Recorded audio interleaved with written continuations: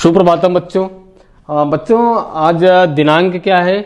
आज की तारीख है 23 मार्च 2023। बच्चों आज हम संस्कृत पढ़ेंगे और संस्कृत विषय में हम आपको जो पढ़ाने वाले हैं वह शायद आपके जीवन से संबंध रखता है और आपने उन शब्दों का उपयोग किया होगा। तो मैं सबसे पहले बच्चों आप ये बताइए कि आपने रामायण रामचरितमानस पढ़ा है या रामायण देखा है? सबने देखा है ना, बहुत अच्छे। तो राम का विवाह किसके साथ हुआ था? सीता के साथ हुआ था। राम ने विवाह किसके साथ किया था? सीता जी के साथ किया था, यानी कि राम का विवाह सीता के साथ हुआ था। अच्छा बच्चों, अब ये बताइए जब राम का विवाह सीता के साथ हुआ था तो जब राम वन में गए थे तो सीता का अपहरण किसने किया था? सीता का अपहरण रावण ने किया था। बहुत अच्छे, शाबाश, रावण ने किया था। रावण ने किया था। अच्छा बच्चों, जब सीता का अपहरण हो गया था तो उस समय भगवान राम की रावण से लड़ाई भी हुई थी। तो भगवान राम ने रावण को कैसे मारा था? बहुत अच्छे, शाबाश, बाण से मारा था। धनुष के द्वारा चला करके बाण से मारा था। अब इसमें बच्चों हमने 3 शब्द लिखे हैं जिसको मैंने रेखांकित किया है, के, ने और से। के, ने और से। इन शब्दों के बारे में आपको कुछ आइडिया है कि के, ने से क्यों लगाए जाते हैं? इन्हीं शब्दों को हम कारक कहते हैं। बेसिकली होता यह है कि ये शब्द जो है संज्ञा या सर्वनाम का पूरे वाक्य में क्रिया के साथ संबंध स्थापित करते हैं, संबंध बताते हैं। ऐसे शब्द जो संज्ञा या सर्वनाम का क्रिया के साथ पूरे वाक्य में संबंध स्थापित करते हैं वो कारक कहलाते हैं। तो बच्चों आज का हमारा टॉपिक है कारक। संस्कृत में हमारा टॉपिक है कारक।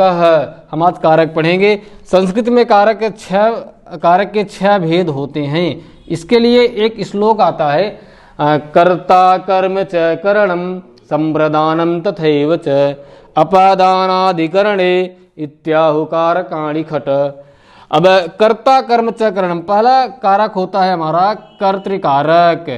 कर्तृकारक कहने का मतलब कि इसका जो कारक चिन्ह होता है, कारक चिन्ह होता है वह ने होता है। ने यानी ने भी हो सकता है और शून्य भी हो सकता है। शून्य का मतलब ये है कि अगर वहां पर कुछ भी नहीं है तो भी कर्ता कारक माना जाता है। बच्चों कर्तृकारक में जब हम इसका एक उदाहरण में देखते हैं, अगर हम यहाँ लिखते हैं कि राम या राम, हम हिंदी में आपको समझाते हैं, क्योंकि संस्कृत में हम उसका विच्छेद करते समय ने या लगा भी सकते हैं, नहीं भी लगा सकते हैं, तो इसलिए राम विद्यालय जाता है।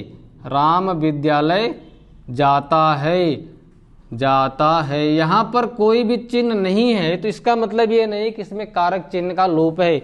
अब दूसरा, अब इसमें राम करता राम है, कौन विद्यालय जाता है। अगर उत्तर हम प्रश्न में कौन पूछते हैं, उत्तर में कौन मिला और वो सजीव होना चाहिए, निर्जीव नहीं होना चाहिए। तो राम विद्यालय जाता है। जैसे आप कह सकते हैं कि जहाज उड़ता है, जहाज उड़ता है, लेकिन यहाँ पे जहाज उड़ने का काम स्वयं नहीं कर रहा है, वह किसी के द्वारा उड़ाया जा रहा है। तो यहाँ पर जहाज के साथ में कर्ता कारक का चिन्ह नहीं लगा सकते हैं। जहाज ने उड़ता है ऐसा हम नहीं कर सकते हैं, क्योंकि किसी न किसी द्वारा वह उड़ाया जा रहा है। तो राम विद्यालय जाता है या राम ने किताब पढ़ी। अगर राम ने करेंगे तो वहाँ पर ने शब्द आएगा, तो कारक चिन्ह इसका ने भी हो सकता है और शून्य भी हो सकता है। इसके बाद हमारा दूसरा कारक होता है कर्म कारक। कर्म कारक, कर्म कारक वह कारक होता है कि जो वाक्य में कर्म का क्रिया के साथ में संबंध स्थापित करता है। जैसे इसी में आप देख लीजिए, विद्यालय जाता है। अब इसको हम कह सकते हैं कि राम विद्यालय को जाता है। राम विद्यालय को जाता है और यहाँ इसका कारक चिन्ह होता है को। इसका कारक चिन्ह को होता है। तीसरा होता है करण कारक। करण कारक का मतलब होता है कि जिसकी सहायता से कोई कार्य किया जाता है वहां पर करण कारक होता है। जैसे मैं कलम से लिखता हूं, लेकिन वह कारण हमारे साथ में होना चाहिए। वह हमसे दूर नहीं होना चाहिए, तभी वहाँ पर करण कारक होगा। तो इसका कारक चिन्ह होता है से, कारक चिन्ह होता है से। मैं कलम से लिखता हूँ, कलम से लिखता हूँ, लिखता हूँ। अब यहाँ पर चूंकि कलम हमारे साथ में है इसलिए हम से शब्द का प्रयोग करेंगे। अब चौथा होता है संप्रदान कारक। संप्रदान कारक, संप्रदान का मतलब होता है कि जो काम किसी के लिए किया जाए, किसी के लिए किया जाए, और इसका कारक चिन्ह होता है के लिए, के लिए। जैसे वह पढ़ने के लिए विद्यालय जाता है, और यह जैसे और कह सकते हैं कि बच्चों के लिए मिठाइयाँ ले आया। तो के लिए शब्द किसके लिए आया? बच्चों के लिए आया, कि बच्चों के लिए मिठाइयाँ लेकर के आया है। तो यहाँ पर के लिए में संप्रदान कारक होता है। पांचवा होता है अपादान कारक।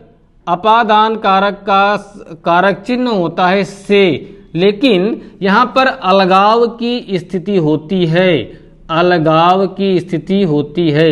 जैसे हम संस्कृत में अगर उत्तर देंगे तो वृक्षात पत्राणि पतन्ति, वृक्ष से पत्ते गिरते हैं, तो वह वृक्ष से अलग होकर के गिरते हैं, वृक्ष के साथ में नहीं है, वृक्ष से अलगाव हो गया। तो जहां पर अलगाव हो, जैसे मैं दिल्ली से आया हूं, तो यहाँ पर अलगाव हो गया। जब हम किसी दो राज्यों की तुलना करते हैं या दो व्यक्ति की तुलना करते हैं तो भी वहां पर जो है हमारा अपादान कारक होता है। जैसे हम कहें कि दिल्ली बिहार से अधिक शक्तिशाली है या अधिक योग्य है, जो भी कह सकते हैं, तो उसमें कहने का मतलब जहाँ पर तुलना की जाए, जहाँ पे अलगाव हो, तो वहाँ पर अपादान कारक होता है।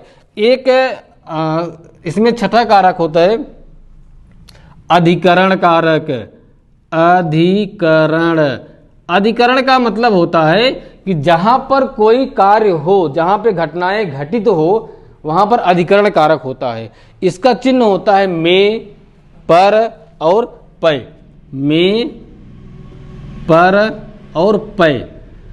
ये इसका कारक चिन्ह होता है कि जहां पर घटनाएं घटित हो। मैं कक्षा में पढ़ता हूं, मैं कहाँ पढ़ता हूँ? कक्षा में पढ़ता हूँ। कक्षा में पढ़ने की क्रिया हो रही है, पढ़ने का काम कक्षा में हो रहा है। वह छत पर बैठा है, चिड़िया पेड़ पर बैठी है। तो कहने का मतलब जहां पर कार्य घटित हो वहां पर अधिकरण कारक होता है। एक उदाहरण आता है बीच में, जैसे हमने धोबी को कपड़े दिए, मैं उसको आपको लिख के थोड़ा समझाना चाहूंगा कि धोबी को कपड़े दिए। अब इसमें हम कौन सा कारक मानेंगे? धोबी को कपड़े दिए, यहाँ पे चूंकि को चिन्ह आया है तो यहाँ पर हम कर्म कारक मानते हैं, इसके अनुसार से कर्म कारक मानते हैं। लेकिन हम अगर धोबी को कपड़े देते हैं तो उसको धुलने के लिए देते हैं और प्रेस करने के लिए देते हैं, और उससे उस कपड़े को हम पूरा वापस ले लेते हैं, वो उसका हमेशा नहीं देते। या हमने जैसे मैंने इसी में एक शब्द और लिखता हूं मैं, भिखारी को कपड़े दिए, भिखारी को कपड़े दिए। दोनों वाक्य में कारक शब्द सेम है। अब इसमें हमें बस केवल ये बताना है कि दोनों में कौन कौन से कारक होते हैं। धोबी को कपड़े दिए, धोबी को देकर कपड़ा वापस ले लिया जाता है। भिखारी को कपड़ा दिया जाता है, वापस नहीं लिया जाता है। यहाँ पर होगा भिखारी के लिए कपड़े दिए, भिखारी को तो दिए लेकिन उसी के लिए दिए हमने उसको। तो यहाँ पर के लिए का मतलब हो गया संप्रदान कारक होगा, यहाँ पर संप्रदान कारक होगा। लेकिन धोबी को कपड़े दिए यहाँ पर कर्म कारक होगा।